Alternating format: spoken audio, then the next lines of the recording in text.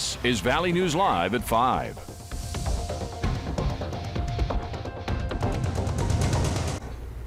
Good evening, everyone. A young Minnesota man is fighting for his life tonight after being diagnosed with a severe case of West Nile virus late last week. 24-year-old Dryden Thompson remains at Sanford Hospital and on a ventilator and unresponsive as doctors continue to monitor his brain swelling. Valley News Team's Bailey Hurley spoke exclusively with Thompson's loved ones today, who say they're optimistic, but they know there's a long road ahead. For Dryden Thompson, his fight with West Nile began on August 27th, but both he and his girlfriend of 8 years chalked it up to the stomach flu at first. But by August 30th, Dryden's symptoms had only worsened. His eyes were in two different directions, and he was very dizzy and was very confused about what's going on, and that's kind of when I thought, yeah, he needs to go in. Without knowing what Dryden was sick with or how contagious he could be, his friends and family weren't allowed to see him as doctors administered test after test. Then we were left with unanswered questions for maybe 3 days. Last Thursday, doctors diagnosed Dryden with a, quote, serious case of West Nile, the virus violently attacking his central nervous system and landing him on a ventilator. The CDC reports there were less than 700 West Nile cases in the U.S. last year, and so far in 2021, the North Dakota Department of Health states there's only been 8 cases in the entire state. But I thought maybe it was just a prank or something, you know? Yeah. But it wasn't. It was kind of a relief just knowing what the diagnosis is. It kind of sucked knowing that there's no treatment for it. Known as someone who can always make you smile and someone whose loud and infectious laugh could fill up a room, both Peterson and Thompson say it's heart-wrenching seeing Dryden like this. He was a fun kid, full of energy all the time. But they say today finally brought a much-needed glimmer of hope. He opened his eyes for a little bit, squeezed the hand of the nurse, wiggled his toes. Adding instead of getting caught up in the ugly what-ifs, they're holding on to faith and prayer as Dryden continues his fight. In Fargo, Bailey Hurley, Valley News Live. You can stay up to date with Dryden's journey on his Caring Bridge page. There's also a GoFundMe set up for his growing medical bills. You can find links to both of those pages by heading to our VNL News app and clicking on this story. Now here's Hutch with a first look at your forecast. Hutch?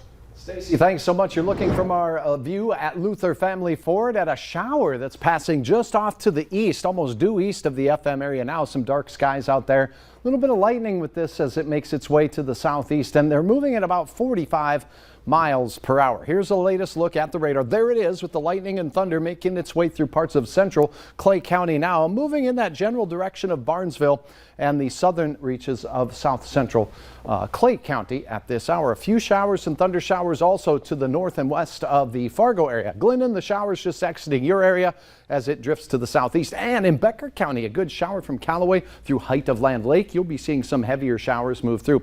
Because these are moving so swiftly at about 40 to 45 miles per hour to the south and east, I don't expect much in the way of accumulation in your area, just a few 100ths at best. Bemidji and southern Beltrami County seeing some showers, and off to your west there in both Pennington County as well as the Red Lake County areas from Oakley through the Thief River area, seeing some showers as well. We'll continue to track these, but most of it stays in northwest Minnesota. Temperatures tonight will cool off quickly with clearing skies. Our thunder chances should be wrapping up with sunset. I'll have hour by hour details on when that next chance of rain will be, Stacey, here in a minute. All right. Thanks so much, Hutch. You bet. The man convicted of killing a North Dakota college student in 2003 has been taken off death row. A federal judge has ruled that the constitutional right of Alfonso Rodriguez Jr.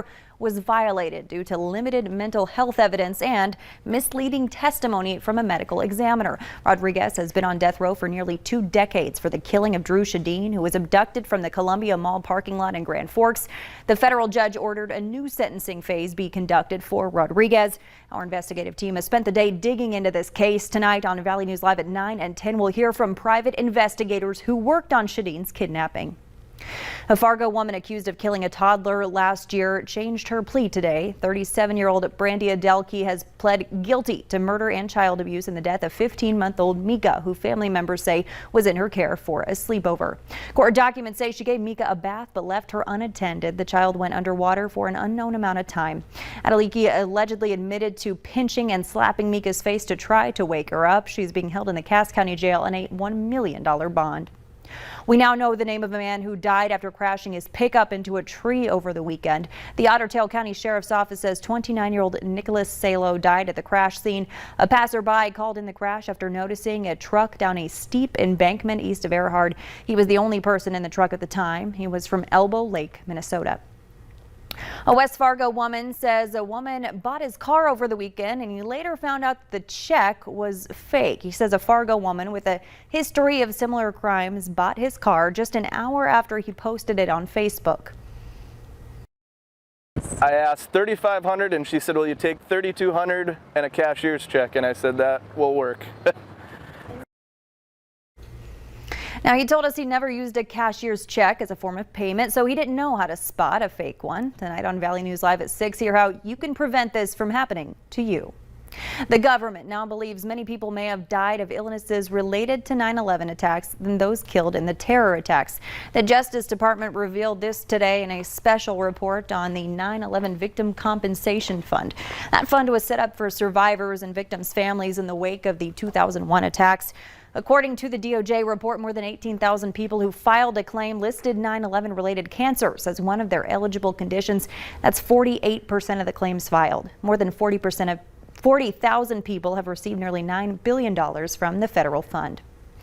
Court testimony shows that Minnesota State Patrol got rid of emails and text messages immediately after protests over the death of George Floyd. According to attorneys for the Minnesota chapter of the American Civil Liberties Union, getting rid of them has made it nearly impossible to track the State Patrol's behavior as investigators try to determine whether law enforcement used improper force on demonstrators. State Patrol spokesman Bruce Gordon says officers follow all data retention requirements. As the Minnesota State Fair wrapped up last night, law enforcement officers had to use a chemical spray to disperse a crowd, creating a disturbance. A Ramsey County Sheriff's official says one man who was part of the disturbance had a gun, but there was no indication that he fired it. Authorities didn't say how big the crowd was, whether there were any arrests or injuries, or what led to that disturbance. Meanwhile, the number of people who went to the fair significantly lower when compared to 2018 and 2019. Crowds didn't surpass the 150,000 mark for single-day attendance until day 10, which is something done by the second day in 2019. Through 11 days of this year's fair, attendance was down about 40% compared to the last fair, which was held in 2019. This year's opening day saw nearly 62,000 fairgoers compared to more than 133,000 in 2019. The fair decided against having COVID-19 mandates, and rainy weather also impacted the first few days. More than 3,000 people were vaccinated at the fair. That's according to Governor Tim Walz. Most of them also claimed a $100 Visa gift card for getting their first dose.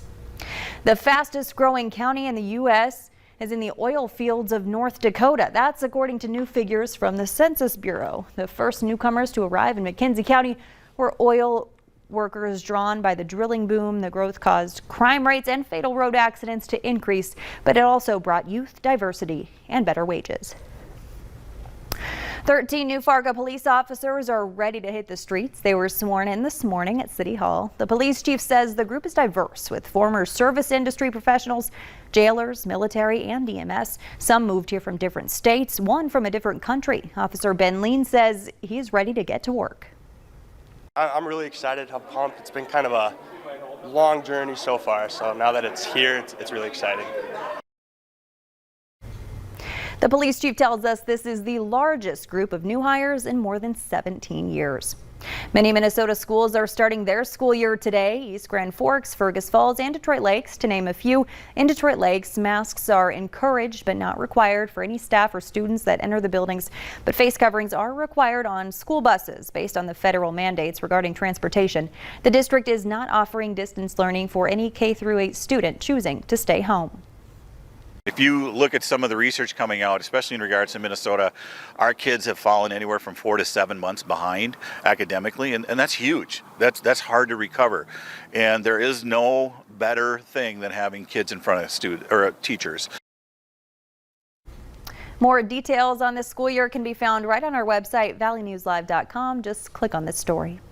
People who were affected by Hurricane Ida are working to clean up the mess that was left behind. Next on Valley News Live at 5, what the White House is pushing for that can possibly help in the future.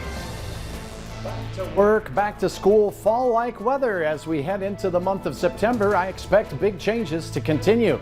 We lose typical daytime high and low temperatures, and look at these records. Record lows for morning temperatures fall into the teens.